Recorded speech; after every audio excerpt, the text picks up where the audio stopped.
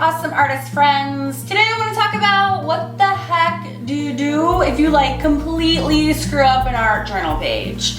Let me show you an example of what I'm talking about. You're flipping through your journal and you're so proud of yourself and you're like showing all your friends your amazing pages, and then all of a sudden you're like, I need to do something about this page. So today I'm going to show you my very favorite way for fixing ruined art journal pages. Let's get started.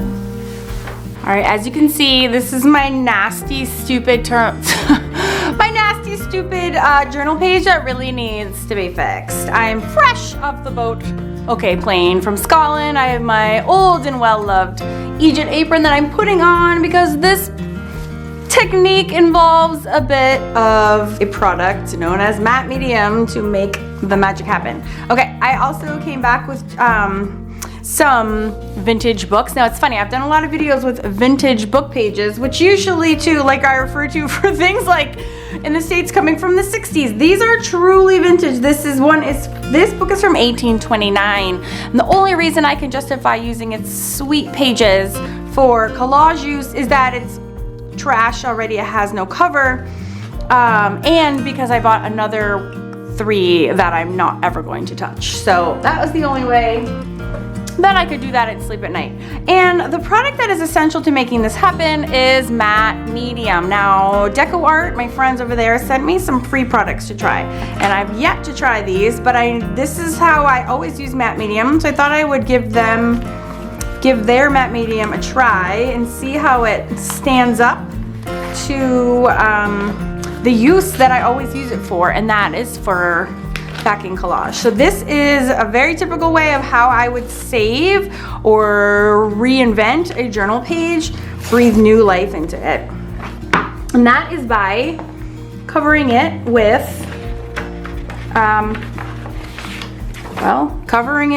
collage and make a whole new background. So what I'm gonna do is I'm gonna just treat this as I normally would.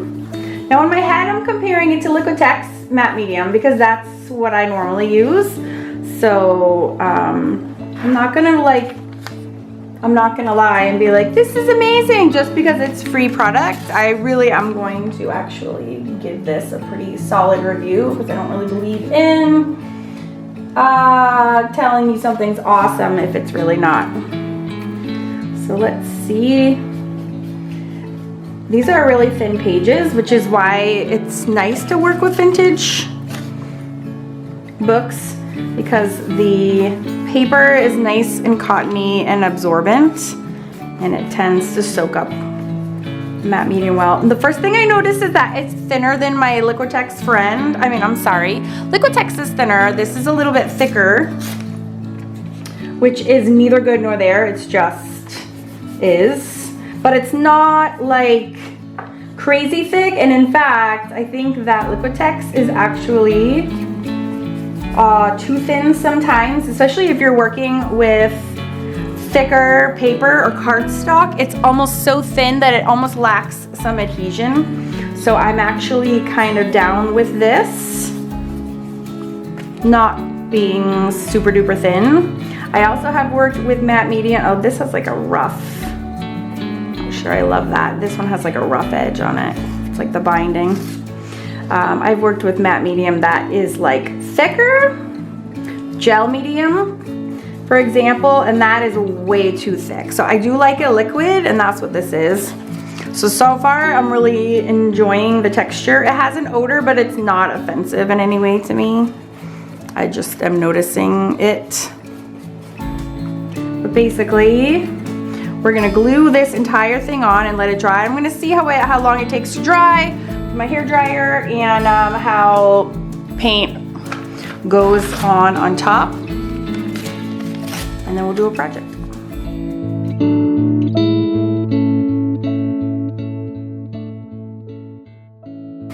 Super happy with this product so far. I just shot it with my hair dryer for maybe 60 seconds and I'm already ready to go on to the next step. So it's not tacky, it's nice smooth matte finish. I actually really, really like it. I think compared to the Liquitex, it's just a little bit thicker, which is kind of something that the Liquitex needs to improve the adhesion, especially for the heavier pages. So let's take this one step further. They actually sent me some other products, and I wasn't gonna actually even introduce them into this video, but kind of feeling inspired right now, so I'm gonna keep going. I think I'm gonna go with the glazing medium and mix it in with a little bit of white to just lighten up this little bit, this area in the center just a little bit so I can draw a face. Oh, and just if you're wondering what the heck a glaze even is, you actually mix it with your acrylic paints. It has to be acrylic. And then it sort of like dilutes the paint, but in a way that doesn't compromise the integrity of the binders and the pigments inside of it. And then it dilutes it so it has a more transparent finish. Now you're supposed to, after you're using this product, let it cure for 48 hours, which I am totally not gonna do because, hello, have you met me? No patience. So off we go. So I'm kind of what I'm creating is sort of like a gesso replacement, if you will, since they didn't send me gesso. I'm kind of making up my own little thing here. So I'm using just a little bit of white from their new acrylic line. And then I'm using their glazing medium, and it would be awesome if I had a brush. All right, boom, just like that. I think you're supposed to do like a 1-to-1, yes. So just a blob of that and a blob of this. Blob them together to make friends. And I just wanna I'm gonna lighten up this a little bit here. See how it's transparent? I don't want it to cover over. I love the newsprint. I don't want to hide it. So this is a good, if you don't have gesso, you can make your own semi-transparent glaze by mixing your acrylic with your glazing medium. So that's what I'm doing here. Huge thanks to DecoArts for sending me some cool products to demo for you guys.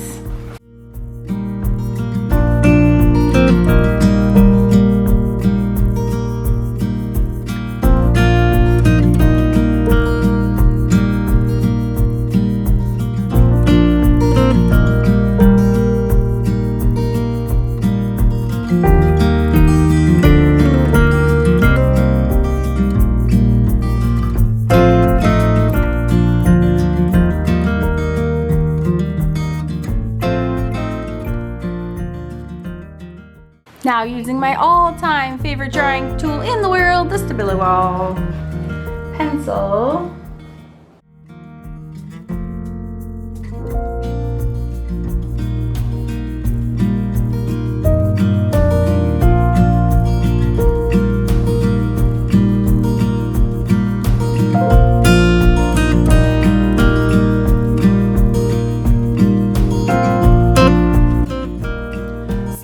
Is really great because all you need is a little bit of water to activate or to make the solid lines really come to life. It really transforms into watercolor, and that's all I'm using for this, just Stabilo and water. If you have questions about this process, you can leave them in the comment section below, and I'm happy to take your questions at any time.